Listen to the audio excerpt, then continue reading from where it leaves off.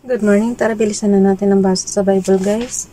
Magandang balita, Biblia. Today is 20 August 2023. Nandito na tayo sa Joshua chapter 9. Nilinlang ng mga taga-Gibeon si Joshua. Basa. Joshua chapter 9 verse 1. Ang mga tagumpay ng Israel ay nabalitaan ng lahat ng mga hari sa ibayo ng Jordan, sa kaburulan, sa kapatagan at sa baybayin ng dagat Mediteraneo hanggang sa Libanon sa dulong Hilaga. Ang mga haring ito ng mga Hiteo, ng mga Amoreo, ng mga Kananeo, ng mga Perizio, ng mga Hivita at ng mga Jebuseo. Verse 2 ay nagsama-sama upang lusobin si Joshua at ang bayang Israel. Verse 3, ngunit nang mabalitaan ng mga taga-Gibeon ang ginawa ni Joshua sa Jericho at sa Ai. Verse 4, umisip sila ng paraan upang malinlang si Joshua. Nagdala sila ng pagkain at kinargahan nila ang kanilang mga asno ng mga lumang sako at mga sisidlang balat na tagpi-tagpi. Verse 5, nagsuot sila ng mga pudpud at butas-butas na sandalyas at damit na gula-gulanit, matigas na, at amagin pa ang baon nilang tinapay. Verse 6, pumunta sila kay Joshua sa kampo ng Israel sa Gilgal. Ganito ang sabi nila kay Joshua at sa kasama niya mga pinuno ng Israel. Kami po ay galing pa sa malayong lupain, nais po namin makipagkasundo sa inyo. Verse 7, ngunit sumagot ang mga pinuno ng Israel, baka kayo'y mga taga rito? Hindi kami maaari makipagtipan sa inyo. Verse 8, nang makaawa sila kay Joshua, handa po kami maglingkod sa inyo. Tinanong nila si Joshua, sino ba kayo? Saan kayo galing? Verse 9, at ganito ang kanilang salaysay. Buhat po kami sa napakalayong lupain, nagsadya po kami sa inyo sapagkat nabalitaan namin ang tungkol kay Yahweh na inyong Diyos. Narinig po namin ang ginawa niya sa Ehipto. Verse 10, nalaman din po namin ang ginawa niya sa dalawang haring Amoreo at haring Amoreo sa silangan ng Jordan, kay Sihon na hari ng Heshbon at kay Og na hari ng Bashan na nakatira sa Astaroth.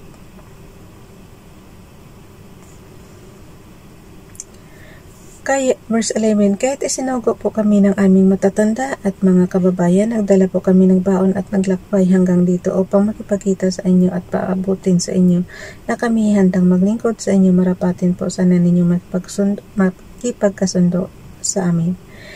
Verse 12, tingnan po ninyo ang tinapay na baon namin, mainit po pa po yan nang umalis kami sa amin, ngunit ngayon matigas na at amagin. Verse 13, bago pa rin ang mga sisidlang balat na iyan ng aming lagyan, tingnan po ninyo sira-sira at tagpi-tagpi na ngayon, gula-gulaynit na po itong aming kasuotan at pudpud na itong aming sandalyas dahil sa kalayuan ng aming nilakbay.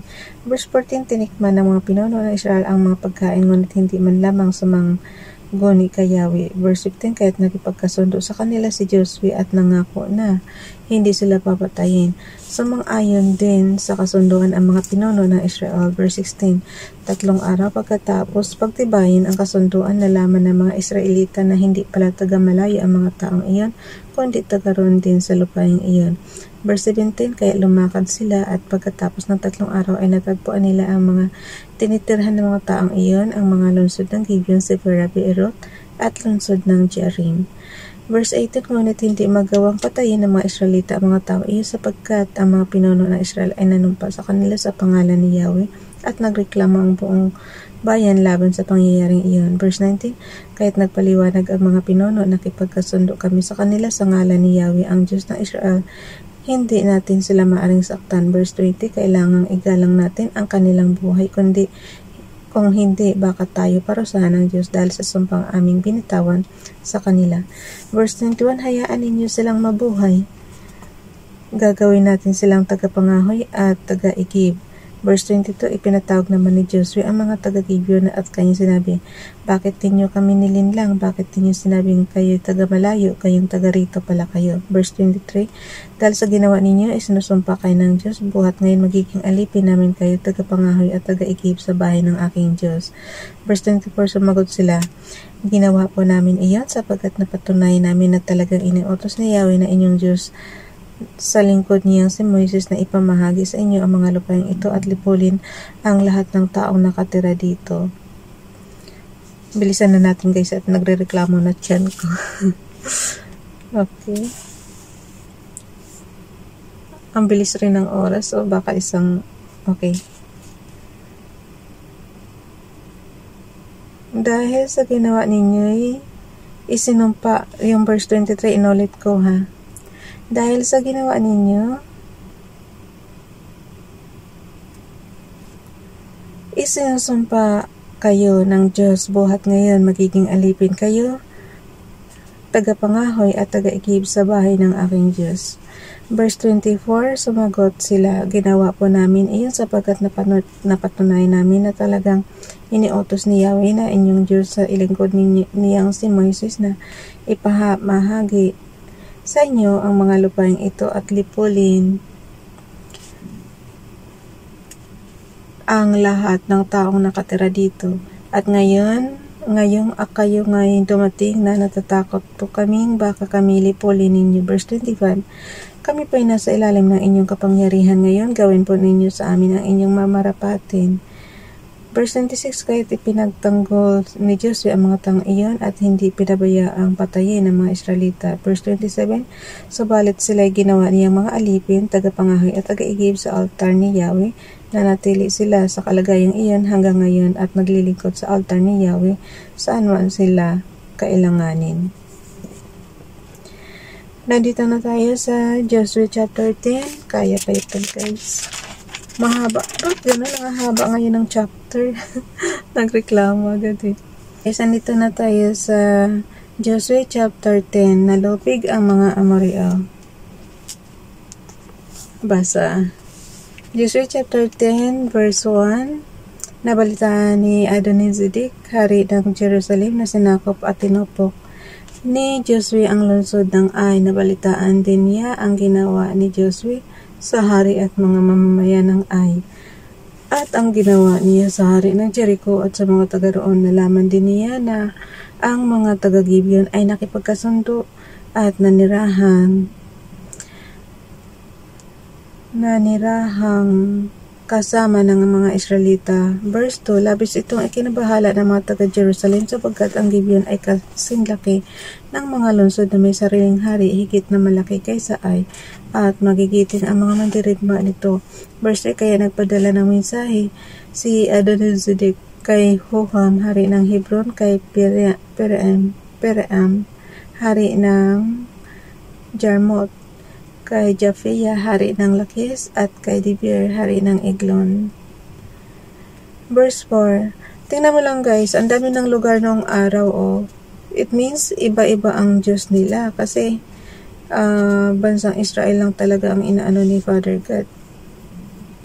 Okay, verse 4, ganito ang kanyang ipinasabi, kailangan namin ang inyong tulong, kailangang salakayin natin ang Gibeon sapagkat ang mga taga roon ay nakipagsundo kay Joshua at sa mga Israelita. Verse 5, nagkaisa nga ang 5 haring Amoreo, ang mga hari ng Jerusalem, ng Hebron, ng Jarmut, ng Lakis at ng Eglon, at pinaligiran nila at sinalakay ang Gibeon. Tinulungan ni Joshua ang mga taga Gilgal. Joshua chapter 10 verse 6, nagpasabi naman kay Joshua sa kampo ng Gilgal ang mga taga-Gibeon, huwag po ninyong pabayaan itong inyong mga abang alipin. Pumarito po kayong madali upang kami sa kluluhan iligtas ninyo kami. Pinagtutulong-tulungan po kami ng lahat ng mga haring Amoreong nanirahan sa kaburulan. Verse 7, kaya nga't dumating si Joshua buhat sa Gilgal kasama ang kanyang buong hukbo, pati ang magigiting niyang mandirigma. Verse 8, sinabi ni Yahweh kay Joshua, huwag kang matakot sa kanila, ibinigay ko na sila sa iyong mga kamay, wala ni isa man sa kanilang makakatalo sa inyo. Verse 9, magdamag na naglakbay si Joshua at ang kanyang hukbo buhat sa Gilgal at bigla nilang sinalakay ang mga Amoreo. Verse 10, niloob ni Yahweh na magulo ang mga ito dahil sa takot nang makita ng ang hukbo ng Israel. Nilipol sila ng mga Israelita sa Gibeon, hinabol sila sa paglusong ng Beth-horon hanggang sa Azekah at Makeda. Verse 11, samantalang tumakas sila sa paghabol ng mga Israelita, pinaulanan sila ni Yahweh ng malalaking tipak ng yelo buhat sa langit, umabot ito hanggang sa Azekah at napakaraming namatay. Mas marami pa ang namatay sa pagbagsak ng yelo kaysa tabak ng mga Israelita. Noong araw guys, nung mga ginagamit nilang panggira is tabak pa lang. Pero si Father God nagbagsak ng yelo sa kaya mas maraming namatay. Tumigil ang araw at ang buwan. Joshua chapter 10 verse 12. Noong araw na ang mga Israelita ay pinagtagumpayan, noong araw na ang mga Israelita ay pinagtagumpay ni Yahweh laban sa mga Amoreo, nakipag-usap si Joshua kay Yahweh. Ito ang sinabi niya na naririnig ng buong bayan.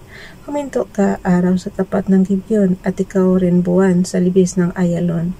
Verse 13, tumigil nga ang araw at hindi gumalaw ang buwan hanggang sa matalo ng mga Israelita ang kanilang mga kaaway. Hindi ba't nasusulat ito sa aklat ni Jasher?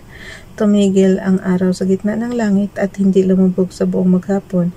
Verse 14, kailan may hindi pa nangyari at hindi na muling mangyayari na si Yahweh ang sumunod sa isang tao at nakipaglaban sa panig ng Israel. Pinuksa ang mga Amoreo. Joshua chapter 10 verse 15, pagkatapos nito si Joshua at ang mga tauhan niya ay bumalik sa Gilgal. Verse 16, nakatakas ang 5 hari at nagtago sa yungib ng Makeda. Verse 17, ngunit may nakaalam na doon sila nagtago at ito'y ipinasabi kay Joshua. Verse 18, kahit inuutos ni Joshua, takpan ninyo ng malalaking bato ang bunganga ng yungib at inyong pabantayan iyon. Verse 19, ngunit huwag kayong titigil doon. Habulin ninyo ang kaaway, unahan sila at harangin upang huwag makapasok sa kanilang lungsod.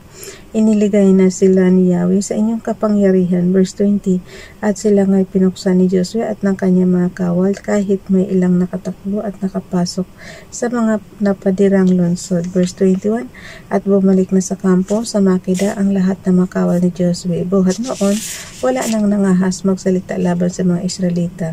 Verse 22, iniutos ni Joshua sa kanyang mga tauhan, alisin ninyo ang nakatakip na bato sa bunganga ng yungib. Ilabas ninyo ang 5 haring iyon at iharap sa akin. Verse 23, ganun nga ang ginawa nila, inilabas sa yungib ang mga hari ng Jerusalem, ng Hebron, ng Jarmut, ng Lakais at ng Eglon. Verse 24, nang nasa harapan ni Joshua ang 5 hari, tinipon niya ang kanyang mga mandirigma at iniutos sa mga pinuno, halik kayo, tapakan ninyo sa liig ang mga haring ito, at ganun nga ang ginawa nila. Verse 25. Guys, mahaba-haba talaga to. Verse 25, sinabi niya sa kanila, huwag kayong matatakot at panghinaan ng loob. Ganito ang gagawin ni Yahweh sa lahat ng inyong mga kaaway. Verse 26, ang 5 hari ay ipinapatay ni Joshua at maghapong ibiniitin sa 5 punong kahoy ng Verse 27, ng palubog na ang araw, iniutos ni Joshua na ibaba sila sa pagkakabitin at ipinatapon sa yungib na pinagtaguan nila. Ang bunganga ng yungib ay pinagtakpan ng malalaking bato na naroon pa magpahanggang ngayon. Sinakop ni Joshua ang buong bayan ng mga Amoreo. Joshua chapter 10 verse 28, ng araw ding iyon nasakop ni Joshua ang Makeda at pinatay ang hari roon. Nilipol din niya ang buong bayan at wala siyang itinirang buhay isa man. Ay, ang hirap talaga ng gera ng araw, guys. Pero mapapatayin mo yung buong mga tao doon. Ginawa niya sa hari ng Makeda ang ginawa niya sa hari ng Jericho. Verse 29, buhat sa Makeda, sinalakay naman ni Joshua at ng mga Israelita ang Libna. Verse 30, ibinigay rin ni Yahweh sa kanilang kapangyarihan ang hari at ang lahat ng mamamayan doon. Pinatay nilang lahat ang mga taga roon at walang itinira isa man. Ay, Diyos ko po. Grabe talagang gera ng araw, no, guys? Ulitin ko ha, Joshua chapter 10 verse 29. Buhat sa Makeda, sinalakay naman ni Joshua at ng mga Israelita ang Libna. Verse 30. Ibinigay rin ni Yahweh sa kanilang kapangyarihan ang hari at ang lahat ng mamamayan doon. Pinatay nilang lahat ang mga taga roon at walang itinira isa man. Ginawa ni Joshua sa hari ng Libna ang ginawa niya sa hari ng Jericho. Verse 31. Pagkatapos nito kinagkuberman at sinalakay ni Joshua ng mga Israelita ang Lakais. Verse 32, sa 2nd araw ng labanan, muli silang pinagtagumpay ni Yahweh. Nilipol din nila ang lahat ng taga roon tulad ng ginawa nila sa Libna. Verse 33, si Horam na hari ng Gezer ay sumaklolo sa mga taga Lakais, ngunit tinalo rin nila si Ngunit tinalo rin sila ni Josue at walang itinirang buhay sa kanyang mga tauhan. Verse 34. Buhat sa laki, kinugkob at sinalakay ni Josue at ng mga Israelita ang Eglon. Verse 35. Sa araw ring iyon, nasakop nila ang Eglon at pinatay ang lahat ng taga roon, tulad ng ginawa nila sa Lakis. Verse 36. Pagkatapos nito, si Josue at ang buong hukbo ng Israel ay umakyat sa mga bulubundukin at sinalakay nila ang Hebron. Verse 37, nasakop nila ang lungsod at pinatay ang lahat ng taga roon, buhat sa hari hanggang sa kauli-huli ang mamamayan. Gayon din ang ginawa nila sa mga karatigbayan ng Hebron. Sinunog nila ang lahat at walang iniwang buhay gaya ng ginawa nila sa Eglon. Verse 38, hinarap naman ni Josue at ng buong hukbo ng Israel ang Dibir. Verse 39, sinakop nila ang lungsod at ang mga karatigbayan nito. Pinatay nila ang hari at nilipol ang lahat ng mamamayan. Ginawa rin nila sa Dibir ang ginawa nila sa Hebron, sa Libna at sa kanilang mga hari. Verse 40, sinakop nga ni Josue ang buong lupain, ang kaburulan, sa silangan, ang mga nasa paanan ng mga bundok sa kanluran, pati ang mga lupain sa katimugan. Natalo nila ang mga hari sa mga lugar na ito at nilipol ang lahat ng naninirahan doon at walang itinirang buhay ayon sa ipinag-utos ni Yahweh ang Diyos ng Israel. Verse 41, sinakop ni Josue ang lahat ng lupain buhat sa Kadesh Barnea hanggang sa Gaza, pati ang nasasakupan ng Goshen hanggang sa Gibeon, sa dakong hilaga. Verse 42, sinakop niya ang lahat ng mga lupain at mga kahariang ito sa loob lamang ng isang tuloy-tuloy na panalakay, sapagkat si Yahweh ang Diyos ng Israel ay kasama ng mga Israelita sa kanilang pakikipaglaban. Verse 43, pagkatapos bumalik si Josue at ang buong hukbo ng Israel sa kampo ng Gilgal. So ibig sabihin guys, napakalawak ngayon ng bansang Israel kasi ang dami nilang nasakop yung mga nagikira nila ng araw. So bukas na itong chapter 11. Bye everyone, God bless.